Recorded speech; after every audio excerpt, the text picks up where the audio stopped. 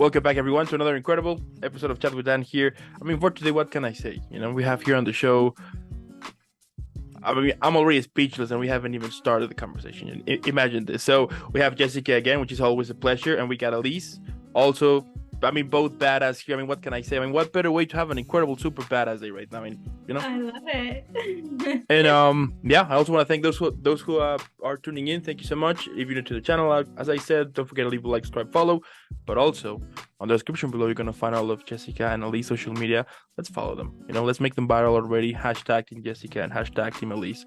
Without further more, let's jump in. So, guys, for today, it's going to be a total fun activity here. I have a couple of questions. Like, the main topic here is how you see the whole entertainment industry would be in the next 10 years, right? So by saying that, I will be throwing out the first question, which is, with the rise of streaming platforms and on-demand content, how do you foresee the future of traditional cinema over the next 10 years?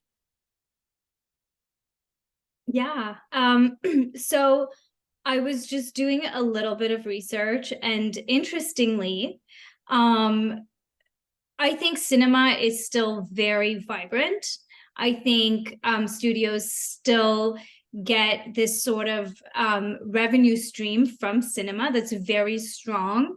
And also it's a way for them to market a film before it gets into sort of these streaming platforms. So I think it's still very much something that will stay with us.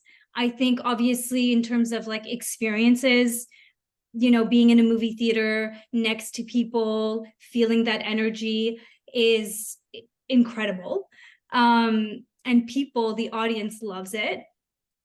And also, like, there has been a decrease in terms of numbers when it comes to cinema, but we're kind of already on a rise again, where we're halfway in terms of numbers like that we were pre-pandemic.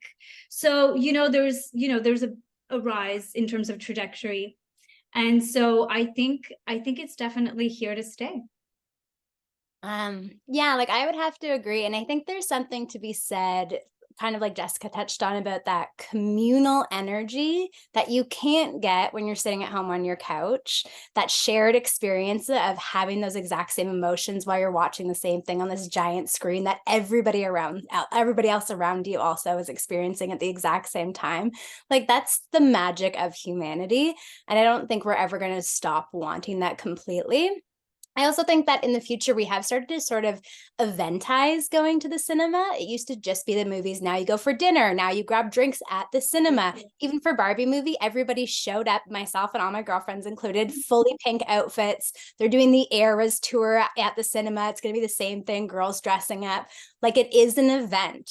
And I think the more that we lean into that in the future and make it something special that we can all share, the better off we'll all be. All right. That is incredible here. Now, moving on to the next question. How do you think advancements in technology, like the deepfake AI and virtual reality, will influence the acting profession?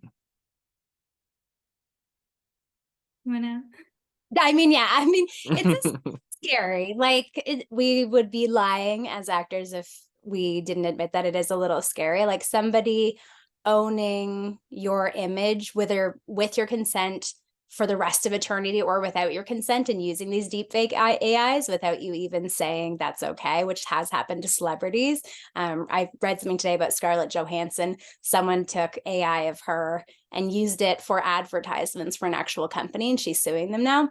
It just seems crazy. It does feel like they're stealing who you are at your core and then somehow profiting off that without us seeing anything. And that's a terrifying thing to think about. Like, it seems like it's a Black Mirror episode, but it is the reality. And it's something that we're really going to have to be on top of, and creating laws to protect artists in their own right. Yeah, I think, though, that there will always be a need for actors on set, because I think what we love is the unscripted, the spontaneous moments that just AI cannot do. So it's sort of that chemistry between two actors. I think that will that's what's going to save us. That's just not going to be an easy thing to replicate. So I think there's like hope. I think it's all about a question of like legislation, or just like, you know, sort of having laws and or regulations. But then, you know, we as actors bring so much more to a role than what I think an AI creation can. Yeah, and I would agree with this. I've had a lot of conversations with other friends in this industry and other creative industries as well. Mhm. I think AI has the ability to replicate, whether it's like a certain style of music or writing or acting or whatever it is, but it does miss the soul of it. And like Jessica was saying, like you don't have those little moments that were unscripted. You don't have that human heart. And I think it's also less impressive, the product at the end. If an AI creates a really great script, say, and we watch the movie and we're like, oh yeah, it was great, but you're like, okay, a computer did that based on everything that was fed into its algorithm. Right. A human does that, and it comes out of someone's brain and out of their heart and out of their soul. And you're like, someone just sat there by themselves in a room and put down everything inside of them into this script to create this beautiful story to make you care about these other people. That is what's so impressive about it. And I don't think AI is going to ever be able to take that away from our love for humanity and our connection to each other. Yeah. Yeah, But it absolutely. might, you know, it might change. Like I was reading up on it, and it might change like the way like casting, I think, is going to go down, you know, the way auditions, maybe like in terms of like maybe casting directors will ask like the help of AI to who like to do search on like who is the best actor for this role, or and stuff like that. Like, so it's definitely going to be part of the industry. It's definitely going to change it in a lot of ways. But I think we need to stand strong. And yeah, like you said, just like, you know, there's that sort of human touch, that soul that, you know, that we have, that we'll always have. Great. I think one of the things that's scary if when you're talking about casting too is like, Yeah. if an AI was like, they're like, okay, can you help us pick the best actor? If there's an actor who's never had the chance to audition before and they're just coming out of, say, like theater school or whatever it is, they're not going to even get seen by AI. So they don't even have a chance in the running. And I think that's something where the regulations have to come into play, where we really have to be careful before we start cutting off future stars, people who we could end up loving just because the AI doesn't put them into the system the same way. I so agree with you. And I was also reading in terms of like algorithm, sometimes the algorithm can be sexist, Yep. or, you know, it's based on the person who created the algorithm. And so sometimes it can disregard, you know, for a role, it'll disregard these types of human, or you know what I mean? Like, or these women, or these people. And so it's, you know, it's tricky, because yeah, then it becomes that like the algorithm isn't perfect. It also makes these like sort of human errors, but then it's just programmed like that. And so you have to be careful, because it could be that like every time you ask this software to make this decision, it will always carry that error within itself. Like it's never going to be a perfect science. So yeah, like it can be very scary as well. Like it could disregard a whole group of people without us even knowing, because it's just in the algorithm. Yeah. Yeah, that sounds scary. Absolutely. Now, with many actors transitioning to roles behind the camera as directors, right? Or producers as well, do you see this trend intensifying in the near future? We're so Canadian. We're just waiting for each other. Like whoever Yeah, wants, exactly. Like, what is you? What is me? whatever. If you want, Jessica, you can take this one and I'll jump on after. Oh, you go for it, please. Please, um, please. I would honestly love to see, if we're talking about actresses particularly, coming more heavily onto those behind the camera roles. I love working with female directors, and I don't get the chances often to work with them as I do male directors. It's just a reality of it. I've worked on the production side of things as a line producer and a couple other jobs behind the camera, and it does give you, I don't know, one, it gives you an appreciation really for what everybody else does behind the scenes that you don't always get to see as an actor, which I think can be incredibly important and fill you with gratitude for everything that's happening around you that you don't really notice otherwise.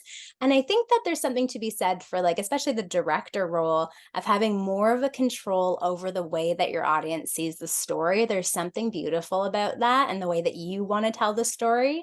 And as an actor, you kind of only have control over your character.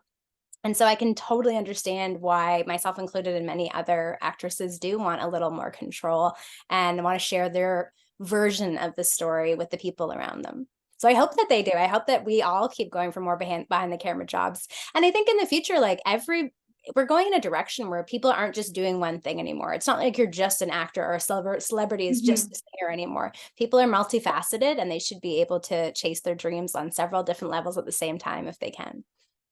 Yeah, and I'm just gonna add to that, that there is, there's so much more content there's so much more demand for content out there. So it's a great, and then short format, longer format, it's a great opportunity for anybody that's ever been curious of trying something new, without having to spend or gathering a budget, right? To just like kind of attempt to create a short film, like there's like these 24-hour competitions. What would it be like if I was to direct, a piece? But I agree, it's all about sort of creative control, right? Like you said, as an actor, we only have the capacity to create this character. But once an actor moves on to becoming an executive producer on a show, then they're able to sit in the writing room and able to make some like sort of, decisions in terms of like locations, or where you want the story to head. Or so I think back in the day, actors were just sort of slaves to studios, and now we want that freedom. And you're a performer, and like you said, we're all sort of multifaceted, so we don't necessarily just have to stick to one point and follow instructions. If you're able to have that creative control, by all means, let's grab it. So yeah, I also agree, there will be like sort of a rise in performers doing other positions within the film There industry. you go. I love it. I love that. Now, as the world becomes, more environmentally conscious, how might the industry adapt in terms of film production practices and on set sustainability?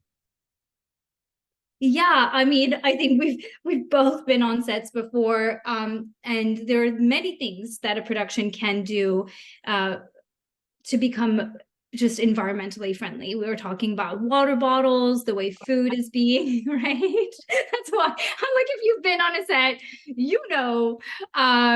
there's just an endless amount of water bottles, and the way all the crafts and the foods and like the lunches and stuff.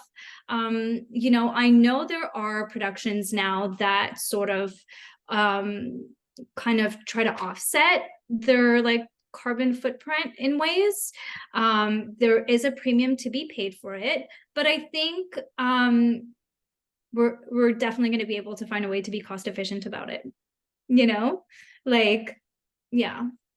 I mean, I think we have to too. Like, we have to start taking better care of the world. And even if it's in small ways, over time, those small ways add up. And then we can also graduate into bigger things that we can do. The number one thing, obviously, is for me, I'm like the water bottles every time. And this sounds like such a silly thing until you go on set and people will just take one sip of a water bottle and put it down, and then no one knows who it is. So at the end of the day, we're throwing out not only just plastic water bottles, but like tons of water. Like clean water.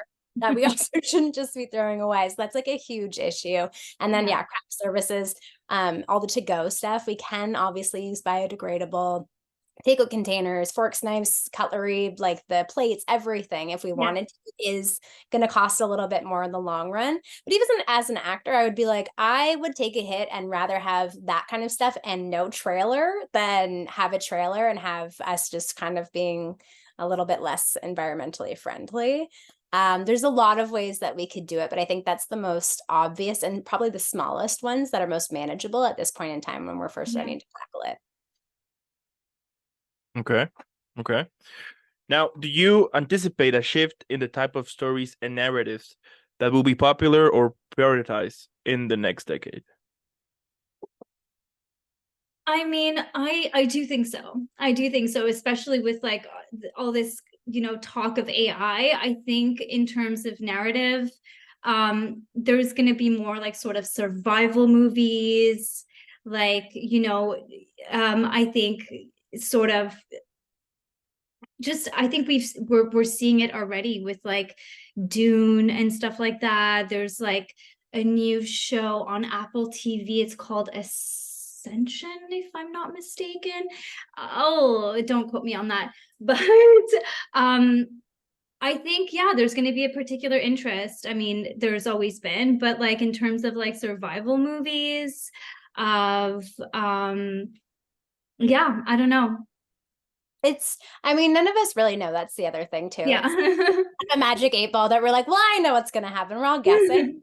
But I will say, I think like we've already seen a big shift over the past 10, 20 years of stories that are more female led, that feature people of color in those central roles as well. It's not as cookie cutter as it used to be, where you'd have like the two really good looking white leads, which was kind of always the thing, or like male led shows where the women were kind of like side pieces. There's huge transition to that. I also think we're now starting to see lead characters that are a little bit older. That wasn't such a thing back in the day. We didn't have 50-year-olds leading shows, but now that's starting to become an accepted thing, which seems crazy that you're like, oh, like, why not? Obviously, they have stories to tell. They've lived more life. Why would we not see that? So I think integrating older leads, and letting them be the stars is a new shift that we're going towards as well. And then in terms of content, I do agree with Jessica. I think there's a big space. Like the world's scary right now. There's a lot going on and people, are aware of it more than ever because of the global community that we have with social media and all the connection we have online. And things are a little bit scary. And so I think we're going to see a transition to films and TV shows that feature natural disasters, apocalypse, and like, exactly. Things that are really within real time that people want to see play out in stories in a safer way, or at least to have an idea of what could happen. Yeah, that's true. I mean, I just hope that we stop with the whole remake stuff, please. I'm done with remakes. It's really interesting because this year so far, the highest grossest films have been Barbie and Super Mario Brothers, which is like such a nostalgic, or like style of films where it's definitely coming to get sort of an older audience, still trying to like appeal to like a new younger generation. But yeah, we're sort of we want to feel like nostalgia maybe a little bit, and we're loving it. I think there's something very comforting about those nostalgic moments. Like it reminds you of childhood and everything when things were safe and happy and easy and all that kind of stuff. I do think that it's smart because it's like coming to pick up an older audience, but also this older audience they have children. Yeah. And so they're trying to appeal to both markets, which is like obviously in a way like very smart to like just open your target audience to like such a vast like array of people. Yeah. Agreed. I think so as well. And yeah, I don't know. We'll see, but I think that is the direction it's going on if I could make an educated guess. Yeah, absolutely. Yeah, new stories. I mean, with so many. Yeah, we'll see what happens basically. But anyway, moving on here. How do you think the role of film festivals will evolve, given the increasing accessibility of digital platforms for showcasing new talent? I think it will go in both ways. I do think, obviously, since we're all connecting, even in this moment, online in different ways, there will obviously be a lot of online film festivals where people can connect and review movies that way in real time, even all together on Zoom or whatever platform you use, which I think is a really interesting concept. But I don't think in-person film festivals will go away either. And that sort of calls back to the earlier conversation we had about that tangible human shared experience where you can feel the emotions of the room around you, and it's so powerful when you're watching and feeling the same thing at the same time. And so it's just like the movie theater. I don't think it's going to go away or disappear, but I think we're, with the amount of content that's out there, especially, there's a room for a lot of online festivals as well. Yeah, I couldn't agree more. I think it's definitely going in a hybrid direction where I don't think the major film festivals will go away. I think, this is our way to showcase the art of film, is through film festivals, and to discover new talent, in terms of filmmakers and actors. And I totally agree with what you say. Like, you need to be in the room and feel what the audience is feeling. And that's, a lot of times, you'll have standing ovations, and it'll just be like, sort of like an indication of like where this movie is going or how much it's appreciated. That being said, yeah, because of the pandemic, a lot of film festivals had to be entirely remote or entirely online. And so there's now that sort of infrastructure there to make that possible. And not everyone wants to, like, move. Some people just want to like attend from the comfort of their own home, and they will have the possibility to do so. So I think it opens even more doors for viewership. I think it's a great thing to have it hybrid. Okay, all right. Now, with mental health becoming a prominent discussion, do you see the industry adopting practices or policies to support actors and crews well-being more effectively?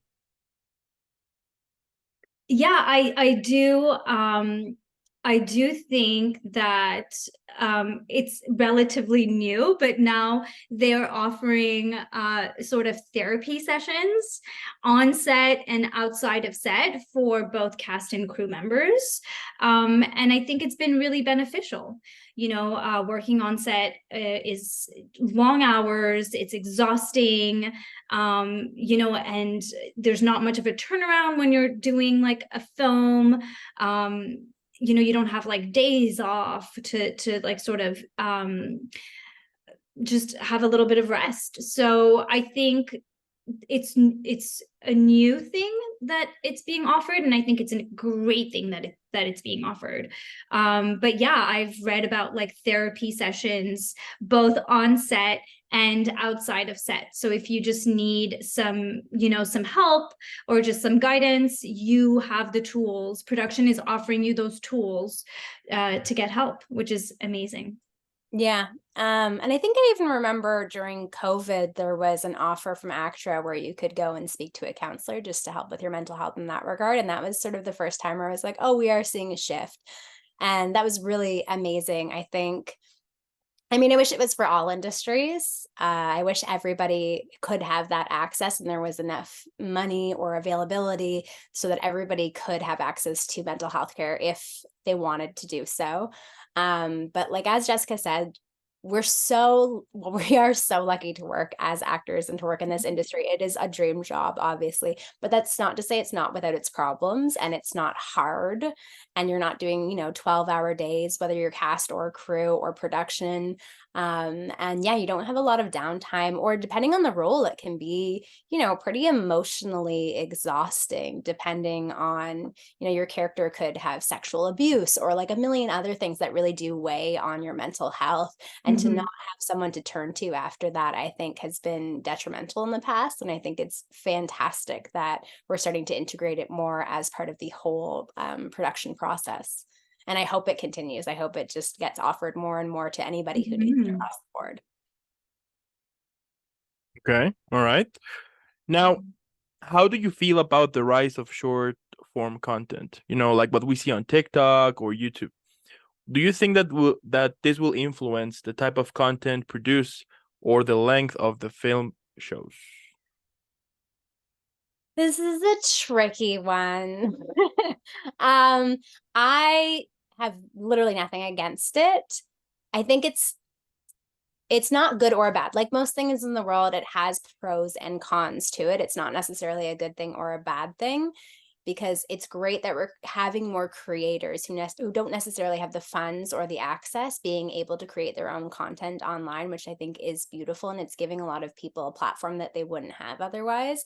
But the downside to it is that, and I'm saying this for myself and most of my friends, our attention spans are getting much, much, much shorter, and our ability to focus on one thing at a time without having a phone in our hand while we're watching TV, while we're doing something else, is also diminishing. And that's like a little bit scary.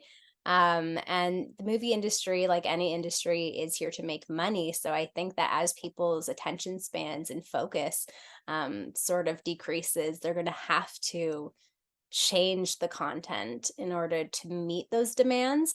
However, all that being said, I don't think that you're able to go into the same depth for the characters, for the storyline, for the arcs that are happening in those short videos. So I think that there will always be a place for long form content.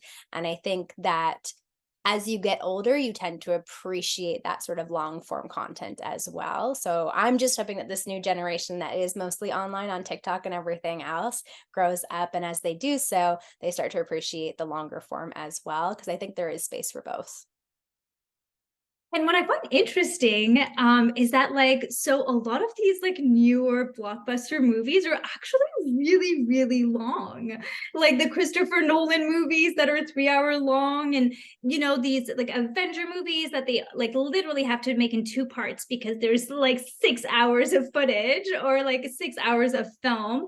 So I mean, here we have still there's a lot of popularity for these big blockbuster, that there's a big demand. That's what keeps the cinema, that's what's keeping the cinemas going, are these big long format blockbuster movies. But at the same time, what I think TikTok has done is it's shown us that we also need real, authentic, sort of maybe shorter content.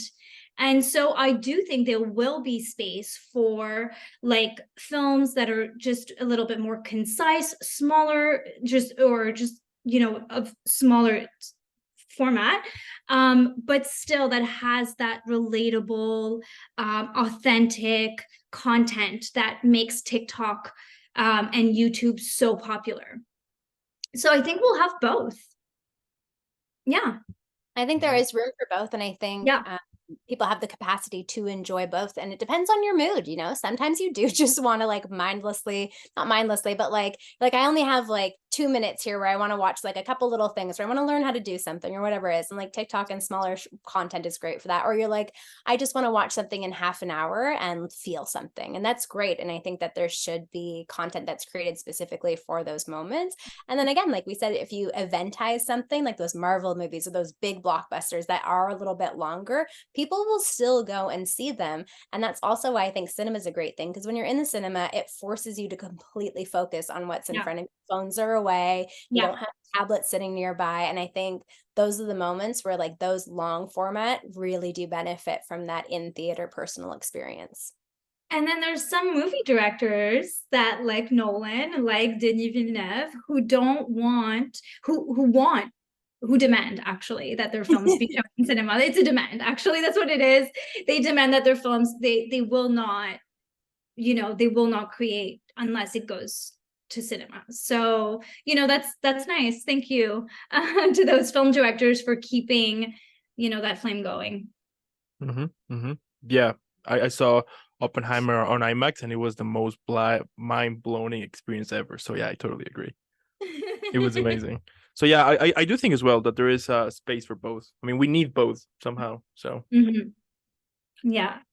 Now, do you anticipate any shift in how actors are trained or educated for their careers in the future? See this question, I just want to say no.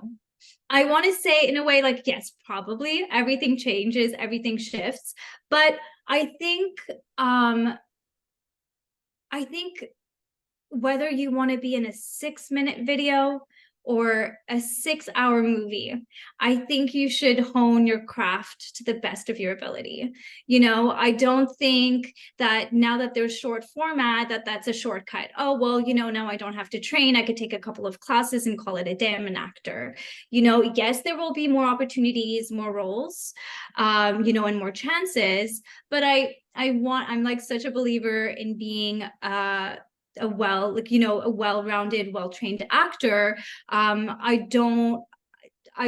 wouldn't agree if there would be any shortcuts to the craft. I think, you know, being a very good actor, whether you're in a, you know, 30-second commercial or again in a feature, I think it's so important to be,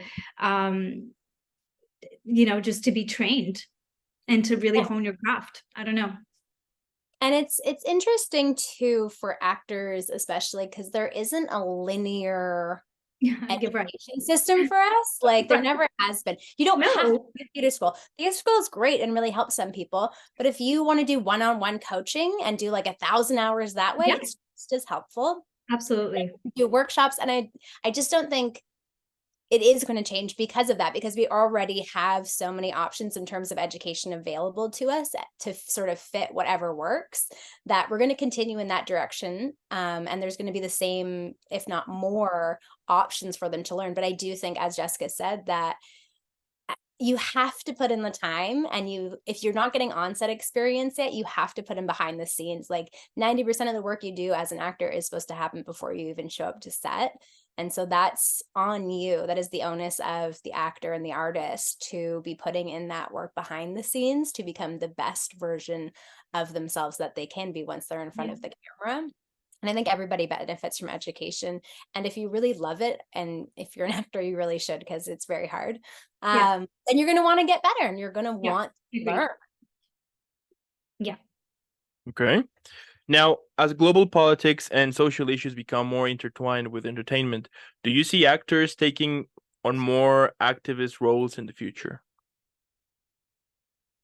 I think it's a case-by-case basis. I mean, I think it's based on the person. Some people are very comfortable being vocal and outspoken and using their platform to be an activist. And I think some people like to be more behind the scenes. They don't really want you to know what they're doing, but they're supporting in their own way, whether it's financially or any of the other options that they have to them. It just depends on how they like to live their lives and if they want that attention. And I think it's okay for some people not to want that attention. I don't think we all have to paint ourselves with the same paintbrush and say, well, I did it this way, so I'm better, or you're not doing it the right way. If you're doing anything in terms of activism, whether it's behind the scenes or in front on your social media platform, I think you're doing a good thing and we should support that. That being said, if you are comfortable if you have an especially large platform and you are comfortable using it, I do think that in the future, people are getting more and more comfortable being who they are and being genuine about what they care about, which is a really nice thing to see, because it was much more polished in the past. And it was like we had to say certain things in order to be perceived a certain way. And I think this has something to do with TikTok and social media, where people are just becoming more genuine. They're becoming more honest about who they are, what they care about, what they're scared about. And it does help us to connect with each other and care about things we might not necessarily be opened to, we might not know about otherwise. So I think the more activism, the better, but only if you're comfortable with it and using your platform. I love that. And I so agree with that. And like you were saying, I think like now that people have social media and they have like this direct access to their fan base or to an audience, they're able to, you know, to share this other side of them, like however they want to share, you know, their empathy towards a cause.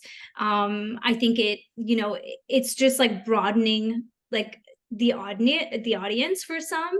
So it just might become easier for an actor to become an activist. I'm assuming that before we would just like sort of like, wait, oh, UNICEF contacted me. They need a new ambassador. I would love to help. Like, here I am. Like, we're doing speeches. Whereas now you could just like, you and I could pick up a cause and tomorrow just, start promoting it. So I think it's just like with social media, we just have like just a larger, more direct access to an audience. And so it might seem like there might be more, but again, any activism is so welcomed. I love it. Now, given the competition and influx of content, do you think it will become easier or harder for new actors to start into the whole acting industry? I'm curious to hear what you have to say. I think it's a double-edged sword. I think, no, from my experience, I've talked to people who are on the sort of casting side of things and on the production side of things, and they are seeing a lot more submissions for every single role that comes out. So, when you're an actor, you get submitted for a project, for a role, and it's almost doubled. In some cases, it's quadrupled in the last 20 years of what we were seeing. So that is going to make it a lot harder to land those roles. That being said, those are usually for bigger productions that pay well, that are part of the union, like that kind of stuff. Right. There are smaller, more independent projects where they're not seeing as many submissions. So I think that we're going to see an influx in the number of smaller productions that do probably have a little less of a budget, but are just as interesting and just as enjoyable to watch for an audience in the end. So I think that there's going to be more content, but there is also going to be a lot more competition. So I think it's both. I think it's not going to be easier, but I think it's going to give you more opportunities as well. Yeah, I sort of feel the same way, where I feel like there's more content needed. So there will be more opportunity, like more roles and therefore more opportunities. That being said, maybe it's kind of going to open the gates where people are just going to feel like, you know what, I can be an actor. Let me create a profile on Actors Access, right? And then let me just take a class, do a headshot, and then so yeah. But again, it goes down to like honing your craft, becoming if this is truly your passion, really never stop learning, honing your craft, getting your footage, materials, getting representation, and like climbing up the ladder. But acting is not easy. It's not for the faint of heart. There's so much rejection that comes with the industry. A lot of people that don't have that fire or passion in them do end up giving up easily, because it's very, very hard. It's so rare that you just try something and you become an overnight success. And when it does happen, I also feel like you can, crash just as quickly, so yeah, there might be more opportunities, but yes, I do agree, it might be just like harder for a lot of individuals to like get seen. But again, just stressing how important it is to be, just to be well educated and having your craft, at the best that it can be. And I do think, how you were saying, there's going to be a lot of people who are just like, I'm going to try to be an actor and go, and that's great. So. I think like if you want to do that, that's wonderful. If you don't want to put the work in and you decide that it's too hard, it's also okay that you want to be. If you're not that passionate about it, like it is really hard. Like it's so hard. People don't realize. Yeah, like we could all pretend you're like, oh, it's this great life where you're just getting booked all the time and it's always glamorous. And you're like, no, like you're crying sometimes and you're like, you rejected 90% of the time. We're doing self-tapes and we're sending them into the universe. Void, yeah, which we never hear back from. And you're like, did anybody watch that? I don't know. Like, hopefully. And that's people like we're saying that, and we've been actors for years and have booked multiple projects, and we feel like that. So for starting out, like it is going to be even harder in some way. And so, yeah, it's definitely, like Jessica said, it's not for the faint of heart. And I think the people who are in it, who really want to be in it, will stick around. And the people who want to try it out and decide it's not for them, then that's okay too. And like, no judgment. It's always good to try new things. Love that. I love it too. That's incredible. Now, how do you think the role of importance of critiques film, of film critiques, will Yeah. change it in the digital area, in which basically everyone can be a reviewer now? Yeah, I mean, first and foremost, I want to say that it's so important to make your own opinion about a film. It's so easy to read, a film critic's opinion or like the mass public's opinion, but we all go see movies for different reasons. And so I think it's so important to just make up your own mind and just like not necessarily like judge what other people are saying, but just like go in there with like an open mind and then make your own opinion. That being said, I do think film critics are important. They've studied the medium, they know what they're talking about, they're able to make references to previous films or like genres or actors, and I think it's always so interesting to read. And then, there's also like so many times where like a film critic and the mass public diverge in terms of like how they feel about a film. So, I think all that being said, I think it's really important for an individual to like go into a film open-minded and just make your own opinion of it. But I think it's important to have both, to have, the expertise of a film critic's opinion and also what the mass public feels about a film. Yeah, I 100% agree with Jessica about that. And I think like in the past, there was, like the big film credits, there was like Siskel and Ebert, and Yes. everybody Oh my would God. listen to their opinions, and like Yeah. that was word of law, which I think they were very educated and they knew what they were talking about, and they can go back to Right. the history and all that kind of stuff. And it's very important. But that is just at the end of the day one person's opinion, like Jessica said. And so we can't put all our eggs in one basket and decide not to go see a movie or whatever it is based on one person's opinion. Yes, you can include it in your frame of reference for whether or not you might enjoy it, but it's always like it's always worth it to take the risk. If you're like, oh, you know what, despite the fact that he said it was really bad, I'm still gonna go see it. I think it's worth it. And I think that, like Jessica said too, if you go to Rotten Tomatoes, the critics, what I they know. versus what the audience did is I always know. skewed. So it's like, who do you So believe? funny. At the end of the day, all you can do is believe yourself. Like you have to go out there and actually watch the Exactly. content to know what you're going to feel about it. But I do think it's cool that we're putting power back in the hands of audience members to show their opinions on it, and even if they don't align with those of the critics. But like Jessica said, at the end of the day, like we're individuals and we should empower ourselves to make our own choices. Yeah. I love that answer. That's pretty cool. Yeah. And my last question, easy one, so we can all enjoy and relax after, a couple of tough Actually the ones here. hardest. It's actually the hardest. It's actually the hardest, perhaps, but anyway. What do you think that would be the title for this episode? So let's say we're gonna make a film based on this whole conversation. Here's the thing: we need a title. What do you think would be the best title for this episode? I don't know, but it would have something to do with two very cute ladies.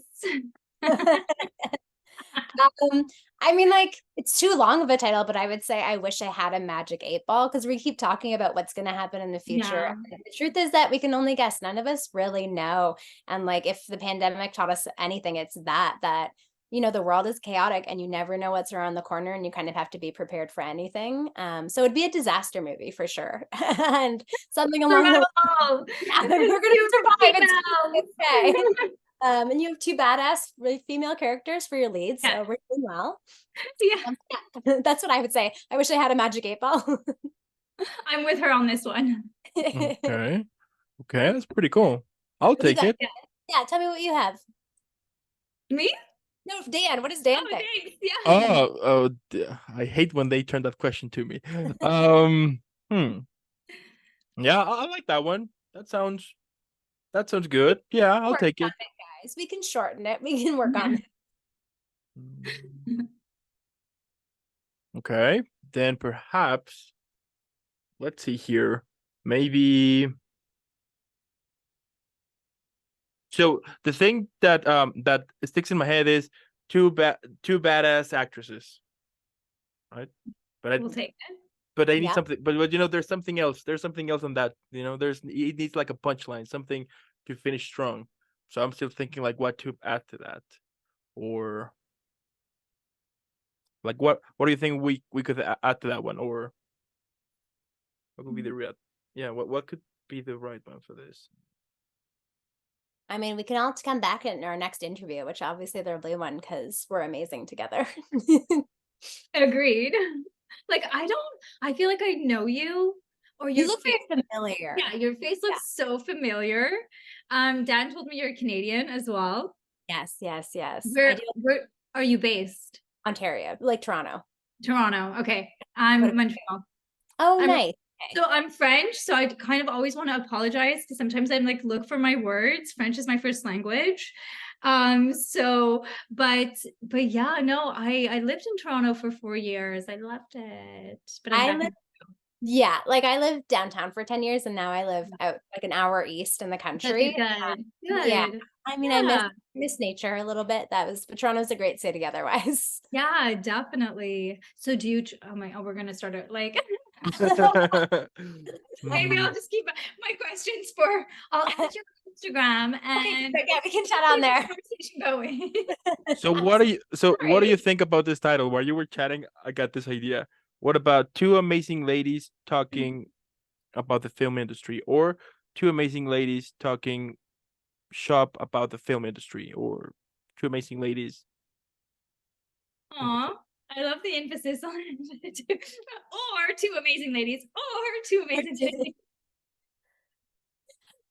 Let's just do two badass women talking shop because like this is shop for us. Yeah, I love that. That is our shop, and we're talking. There you go. Two badass women talking shop. Thanks, Dan. Great title. Thank There you you so go. much. I mean, at the end, what can I say, guys? I mean, basically, I love what you do.